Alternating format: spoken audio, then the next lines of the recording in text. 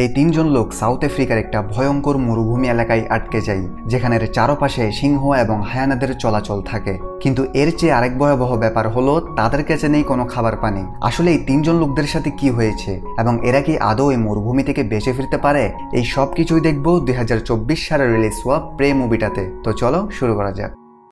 শুরুতে আমরা সাউথ আফ্রিকার একটা ছোট গ্রামে অ্যান্ড্রি নামের এক লোককে দেখি, যে পেশায় একজন ডাক্তার। কিন্তু আজ সে অনেক নারাজ হয়ে আছে, কারণ সে আজ একটা ছোট বাচ্চাকে বাঁচাতে পারেনি। কিন্তু সে এটা জানে না কিছুক্ষণের মধ্যে তার প্রাণ চলে যাবে, কারণ গ্রামের লোকেরা তাকে মারার জন্য আসছে। কারণ তারা জেনে গিয়েছে অ্যান্ড্রি খ্রিস্টান ধর্মের এবং তার ওয়াইফও, যার নাম জুলিয়া। সেজন্য সে তাড়াতাড়ি জুলিয়ার কাছে যায় আর তাকে বলে, আমাকে একজন লোক বলেছে গ্রামের লোক আমাদের খুঁজছে আর তারা কিছুক্ষণের মধ্যে আমাদের কাছে পৌঁছে যাবে। আর সেই সময় জুলিয়া বাচ্চাদের পড়াচ্ছিল। এই কথা জুলিয়া শোনার পর তারা সবকিছুকে ছেড়ে সেখান থেকে পালাতে শুরু করে দেয়, কারণ তাদের কাছে তাদের প্রাণটা সব থেকে প্রিয় লাগছিল। আসলে এতদিন কেউ জানতো না এদের ধর্মের ব্যাপারে, আর কে জানে তাদের এই গোপন ব্যাপারটা কে সবাইকে বলে দিয়েছে। তারা তাড়াতাড়ি করে নির্জন মরুভূমির রাস্তা দিয়ে যেতে থাকে। এই গ্রামটা থেকে কিছু দূরত্বে একটা বিমান টেক অফ করার রাস্তা আছে, যেখানে আমরা ছোট একটা প্লেনকে দাঁড়িয়ে থাকতে দেখি, যেটার পাইলটের নাম গ্রুন। অ্যান্ড্রি অফিসারের ম্যানেজারকে বিমানটি জলদি টেক অফ করার অনুমতি চাই, কিন্তু সে রাজি হয় না, কারণ অ্যান্ড্রি থেকে পর্যাপ্ত ডকুমেন্ট নেই এবং বিমানটির কন্ডিশন এখন ভালো নয়। কিন্তু অ্যান্ড্রির কাছে একটা আইডিয়া আছে। অ্যান্ড্রি তাকে ঘুষ দিয়ে দেয়, যার ফলে সে তাকে অনুমতি দিয়ে দেয়। কিন্তু তাদের কিছুক্ষণ অপেক্ষা করতে হবে, কারণ বিমানটা বুকিং হয়ে গিয়েছে। বিমানটা আবার ফিরে আসলে তবে তারা যেতে পারবে। কিন্তু অ্যান্ড্রি বিমানের পাইলটকে অনুরোধ করে যেন সে তাদেরকে সাথে নিয়ে যায়। কিন্তু গ্রুন তাদের নিয়ে যেতে পারবে না, কারণ আগে থেকেই অনেক যাত্রী আছে এবং বিমানটাতে পর্যাপ্ত জায়গা নেই। কিন্তু অ্যান্ড্রির অনুরোধ করায় গ্রুন তাদের অতি প্রয়োজনের সুযোগ নিয়ে ডাবল টাকা চাই এবং বলে তাদের মালামালগুলো এখানে ফেলে যেতে হবে, কারণ এতে বিমান অনেক লোড হয়ে যাবে। এখন অ্যান্ড্রি থেকে তো এছাড়া কোনো রাস্তা নেই। তাদের এই মুহূর্তে তাদের প্রাণটা বাঁচানো সব থেকে জরুরি। তারপর তারা তাদের অনেক জরুরি জিনিসপত্র সেখানে ফেলেই যেতে হয়। এই প্লেনে মোট 7 জন যাত্রী ছিল। 8 নম্বরে ছিল গ্রুন অর্থাৎ পাইলট। তারপর তারা ধীরে ধীরে তাদের গন্তব্যে যেতে থাকে। তারা নিজেদের মধ্যে কথা বলতে থাকে। অ্যান্ড্রি দেখে বিমানের সিট বেলও ছিঁড়া, কিন্তু কিছুক্ষণ পর দেখা যায় বিমানটি ঝাঁকাতে শুরু করে। গ্রুন বলে এটা প্রতিদিন হয়, সে তাদের শান্তিতে বসে থাকতে বলে। কিন্তু দেখা যায় কিছুক্ষণের মধ্যে বিমানের ট্রাবুলেন্স বাড়তে শুরু করে, যার ফলে বিমানের একটা ইঞ্জিন ফেল হয়ে যায়, কিন্তু বাকি ইঞ্জিনটা নিয়ে বিমান উড়ছিল। তখন গ্রুন দেখে বিমানের ফিউল পাইপ কেটে গেছে, আর যেটা হওয়ার ছিল বিমানে হঠাৎ করে আগুন ধরে যায়। গ্রুন বাধ্য হয়ে বিমানটাকে মরুভূমিতে ক্র্যাশ ল্যান্ডিং করিয়ে দেয়। এতে বিমানটা 2 টুকরো হয়ে যায়। আর এই জায়গাগুলোতে হায়ানা এবং হিংস্র প্রাণীরা ঘোরাফেরা করে। ম্যাক্স নামের একটি যাত্রীর ওয়াইফ এই দুর্ঘটনায় মারা যায়। ওইদিকে জুলিয়া তার পায়ে অনেক আঘাত পেয়েছে। গ্রুন বাহিরে এসে দেখে তাদের বাঁচানোর জন্য দূর দূরান্তে কোনো মানুষ দেখা যাচ্ছে না, কারণ তারা গ্রাম থেকে অনেক দূরে চলে এসেছে। আর তাদেরকে পাওয়া না গেলে যদি কোনো রেস্কিউ টিম তাদের সাহায্য করার জন্য আসে, সেটাও 2 সপ্তাহ পর আসবে। তারা রেস্কিউ টিমের অপেক্ষা করার আগে তাদের সাহস রাখতে হবে, কারণ তারা এই কড়া রোদে ব্যথার আগে পিপাসা এবং খাদ্যের অভাবে তারা মারা যাবে।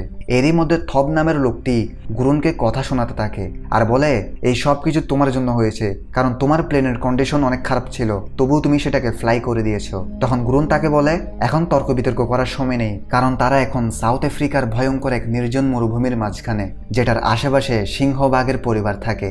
সে বলে তাদের সন্ধ্যা হওয়ার আগে যে করেই হোক এখান থেকে বের হতেই হবে, না হলে তারা বাঘেদের শিকার হবে। সে ম্যাপে দেখেছে কিছুটা দূরে একটা গ্রাম আছে, যেখানে গিয়ে তারা গ্রামের লোকদের থেকে সাহায্য নিতে পারবে। তো সবাই তো রেডি হয়ে যায়, কিন্তু অ্যান্ড্রি যাওয়া থেকে সোজা মানা করে দেয়, কারণ অ্যান্ড্রি জুলিয়ার কাছ থেকে কোথাও যেতে চায় না। তার পা ভেঙে গেছে, সে চলতেও পারবে না। সে বলে, তোমরা যাও, যদি সাহায্য পেয়ে যাও তাহলে তাদের এখানে পাঠিয়ে দিও। এখানে আমরা দেখতে পাই গ্রুনের একটা পিস্তল ছিল, যেটা কিনা সে নিজের সাথে নিয়ে নেয়। কিন্তু থব বলে যে তার থেকে এটা অ্যান্ড্রিকে দিয়ে দেওয়া উচিত, কারণ তারা এখানে একা। কিন্তু গ্রুন রাজি হয় না এবং বলে তার থেকে আগে নিজের প্রাণ বাঁচাতে হবে, তারপর তাদের। এখন কিছুক্ষণ চলার পর ম্যাক্স গ্রুনকে বলে, আমরা ভুল পথে যাচ্ছি, আমাদের অন্যদিকে যাওয়া উচিত। কিন্তু গ্রুন বলে তারা ঠিক রাস্তা দিয়ে যাচ্ছে এবং সে প্রতিদিন এই রাস্তার উপর দিয়ে যায়।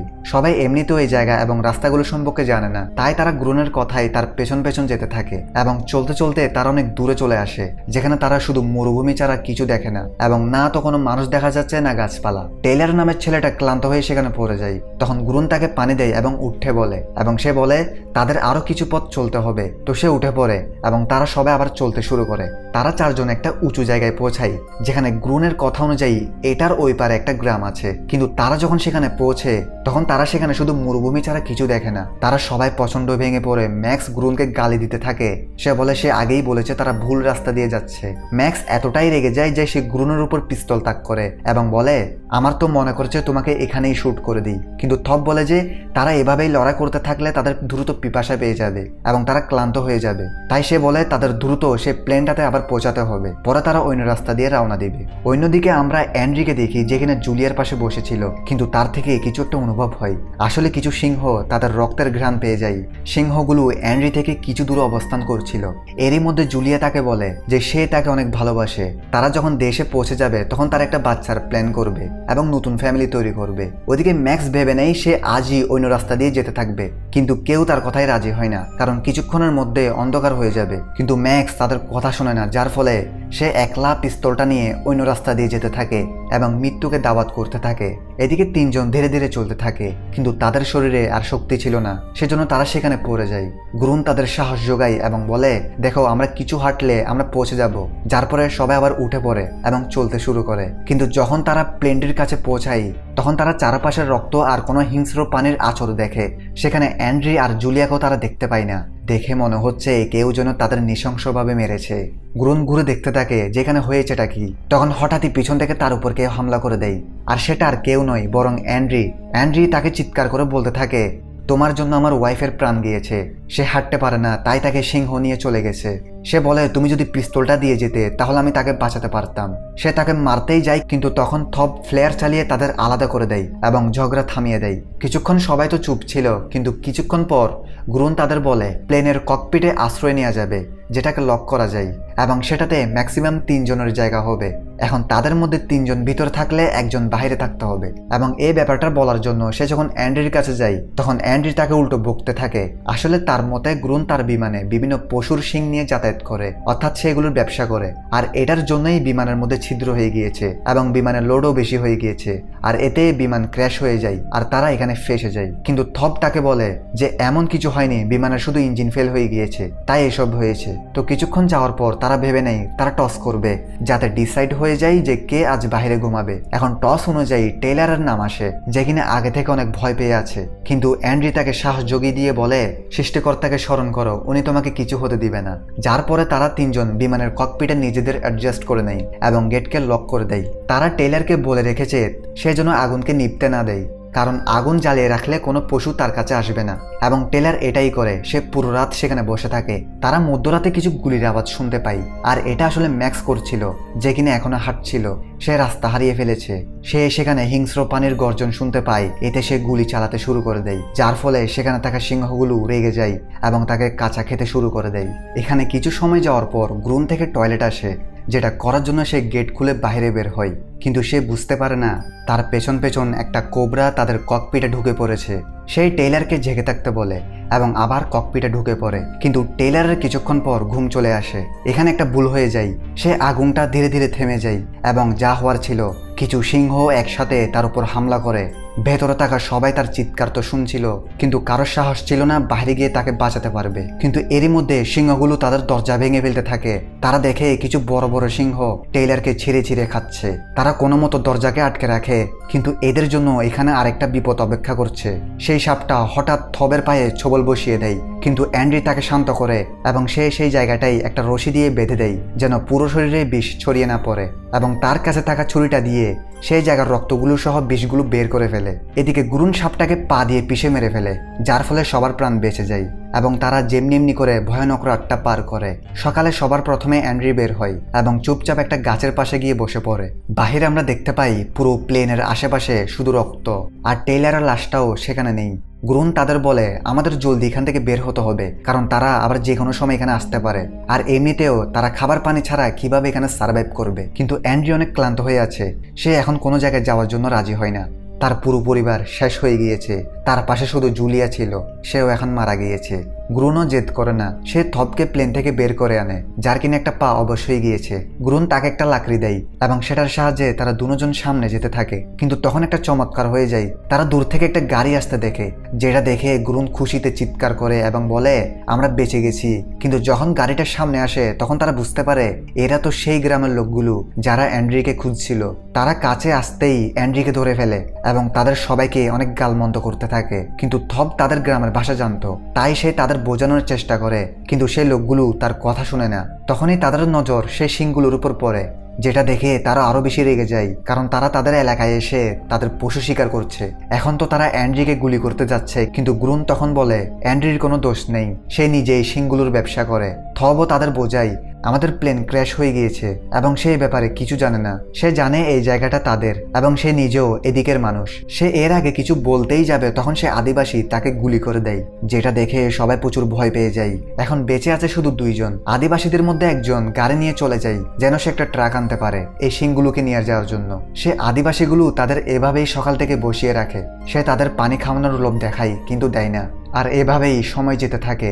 কিছুক্ষণ পর আমরা দেখতে পাই সেই লোক দুটোর চোখ লেগে আসে, যেটার সুযোগ গ্রুন নেওয়ার চেষ্টা করে। সে ধীরে ধীরে উঠে সেই ছেলেটার সামনে যায়, কিন্তু যখনই সে তার কাছে পৌঁছায় ছেলেটা ঘুম থেকে জেগে যায় এবং সে তাকে গুলি করে দেয়। কিন্তু গ্রুনের ভাগ্য ভালো যে গুলিটার বুলেট শেষ হয়ে গিয়েছে। তখন ছেলেটার সাথে উঠে যায় এবং গ্রুনকে গুলি করতে যায়, কিন্তু অ্যান্ড্রি তার সাথে লড়াই করতে থাকে। তখন লোকটার হাত থেকে একটা গুলি ভুলে সেই ছেলেটার মাথায় লেগে যায় এবং পরে অ্যান্ড্রি তার বন্দুক দিয়ে তাকেই মেরে ফেলে। কিন্তু তাকে মারার সময় অ্যান্ড্রি কান্না করতে থাকে, কারণ সে তো একজন ডাক্তার, তার কাজ হচ্ছে কাউকে বাঁচানো। সেভাবে তার হাতে আজ বড় পাপ হয়ে গিয়েছে। গ্রুন বলে আমাদের হাতে আর কোনো উপায় ছিল না, আমরা নিজেদের বাঁচাবো না তাদের বাঁচাবো। সে আরো বলে তাদের এখান থেকে চলে যেতে হবে, কারণ তার সাথীরা যে কোনো সময় এখানে এসে যাবে, আর তারা যদি এখানে তাদের সাথীদের মৃত দেখতে পায় তাহলে তো তারা গেছে। কিন্তু অ্যান্ড্রির পায়ে গুলি লেগেছে। সে বলে সে কোনো জায়গায় যেতে পারবে না, কিন্তু গ্রুন তার কথা মানে না এবং তাকে ধরে ধীরে ধীরে সামনে যেতে থাকে।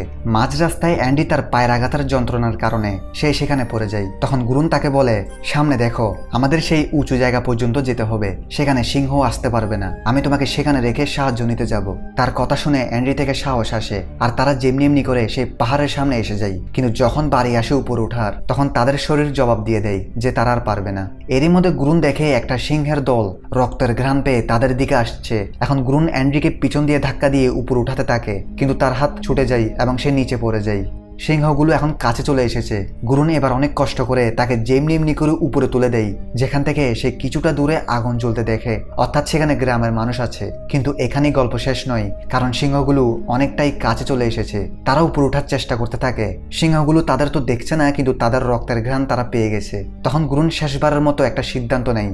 গ্রুন অ্যান্ড্রিকে বলে তুমি আমার জন্য তোমার ওয়াইফকে হারিয়েছো এবং সেদিন আমার জন্যই সে বাচ্চাটার প্রাণ দিয়েছে, কারণ আমি ব্যবসার চক্করে ওষুধপত্র দেরিতে নিয়ে এসেছি, যার ফলে গ্রুন থেকে মনে হয় তার আর কোনো বাঁচার অধিকার নেই। সে তাকে বলে দেখো কিছুটা দূরে গ্রাম রয়েছে, আমি সিংহগুলোর মনোযোগ সরাচ্ছি, আর এই সুযোগে তুমি সেখানে চলে যাও।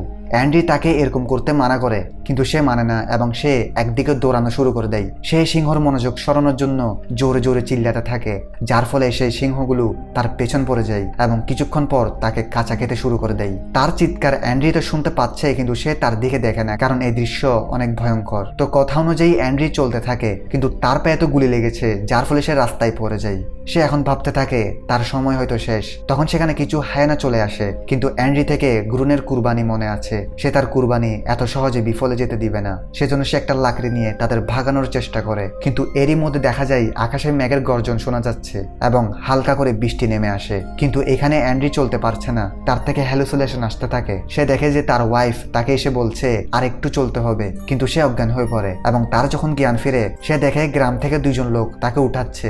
আসলে তারা বৃষ্টির পানির খোঁজে বেরিয়েছিল, যার ফলে তারা অ্যান্ড্রিকে অজ্ঞান অবস্থায় পেয়ে যায়। এবং এই দৃশ্য দেখিয়ে মুভিটা এখানেই শেষ হয়। আসছে ঈদের স্পেশাল মুভি এই চ্যানেলে, দেখা হবে সেই স্পেশাল মুভিগুলোতে। ততক্ষণে সবাই ভালো থাকো, সুস্থ থাকো, বাই।